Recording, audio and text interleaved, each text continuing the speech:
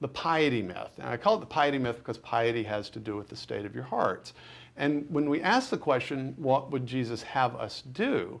We often don't focus on the doing part. We don't focus on the action. We focus on how we feel about it. And so the piety myth is essentially confusing our good intentions with the real effects of our actions. I love the quote by Henry Hazlitt, who talks not about the science, but the art of economics. He says, the art of economics consists in looking not merely at the immediate, but at the longer effects of any act or policy. It consists in tracing the consequences of that policy, not merely for one group, but for all groups. That's the art of economics. If you can get that down in your bones, so that when somebody says, hey, you know, let's raise the federal minimum wage to $100 an hour. You don't say, well, I know you mean well, and that's great. You say, okay, you mean well, but then what will happen if we actually do that? That's how we avoid the piety myth, is thinking through the consequences and unintended consequences of action. So, you know, there's dozens of examples of the piety myth in action, from the financial crisis, which I argue would be is the result of well-meaning affordable housing goals on the part of the federal government.